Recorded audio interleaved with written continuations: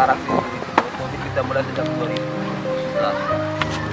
Kita awali dengan seminar budaya, kita gali kembali semua potensi desa, kearifan lokal dulu dalam kegiatan seminar, dan seminar kita itu lalu menghasilkan rekomendasi dari masyarakat untuk harus ditindaklanjuti oleh pemerintah desa, yaitu diminta supaya pemerintah desa membuat itu peraturan desa tentang perlindungan pesisir dan laut, karena ini lahir dari kebutuhan usulan masyarakat, sehingga kami lalu menganggarkan itu dalam kebijakan anggaran desa biaya kegiatan restorasi karang. Mimpi besar desa terkait dengan restorasi karang ini apa, menjadi desa wisata atau apa?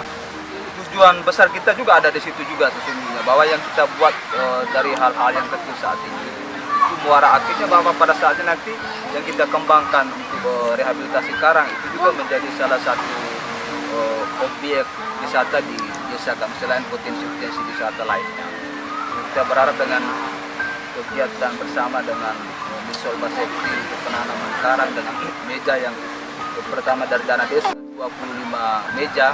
Saya pikir itu kerjasama yang baik untuk pada saatnya nanti untuk kami persiapkan segala sesuatu yang penting. Sekarang kelompok juga sudah ada, areanya juga sudah ada. Nanti kita juga akan menyiapkan homestay di warga, lalu mengatur dia punya paket penjualan pariwisata.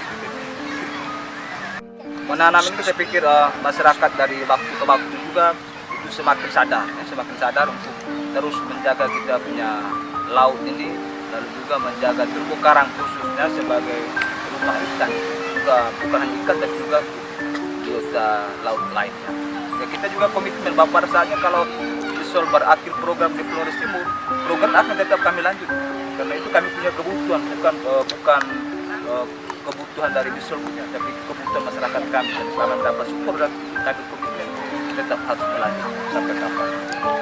Faktor yang paling pertama itu soal kondisi laut kita yang sudah rusak. Hasil tangkapan nelayan kita juga berangsur-angsur turun dari waktu ke waktu. Banyak keluhan dari nelayan, ini kita melaut tapi hasil kita sudah berkurang pada sini karena aksi pengeboman juga banyak. Kita punya terumbu karang juga sudah hancur semua, dan ini kita harus ambil langkah supaya kita punya terumbu karang yang ada ini bisa kita hidupkan kembali, kita rehabilitasi kembali.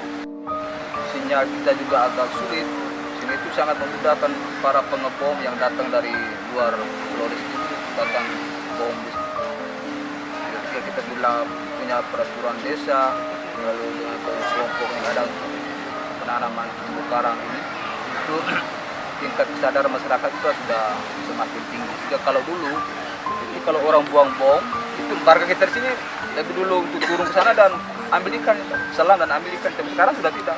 Kalau lihat orang buang bom, kasus terakhir kemarin 3-4 bulan lalu penangkapan dari nelayan dari Lamakera, itu ketika di bom, para kita langsung respon untuk kontak ke atas, berkomunikasi, lalu terakhirnya Pol Turun sini dan lakukan penangkapan. Jadi para juga sadar bahwa yang mereka lakukan salah, harusnya kita punya terumbu karang di daerah terakhir. Dengan adanya Perdes ini ada perubahan. Ya, saya pikir goal kita terbesar ada di situ, soal perubahan perilaku. Dari dulu yang ada tindakan-tindakan yang merusakkan lingkungan, nah sekarang masyarakat sudah sadar. Karena Perdes yang kita buat itu lahir dari mereka punya kebutuhan. Kita tidak buat karena keinginan pemerintah desa, tapi karena kebutuhan masyarakat sendiri. Dan sekarang itu kita punya pantai, sepanjang garis pantai tidak ada lagi sampah yang berserakan.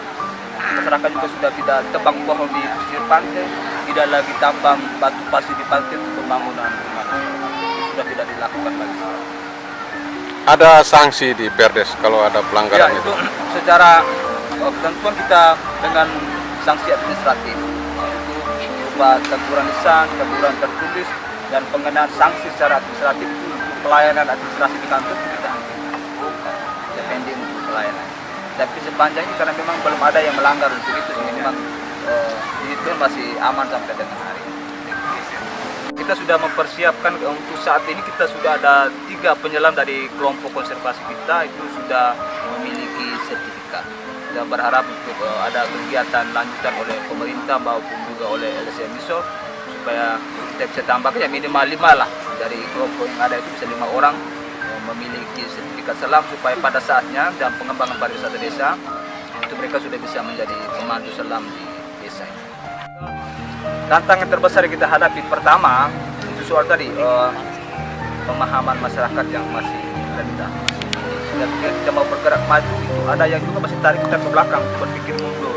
Dan saya pikir itu proses yang harus kita lalui bagian dari dinamika sebuah program dan kegiatan, apalagi dari tingkat desa dengan tingkat pendidikan masyarakat juga yang masih terbatas.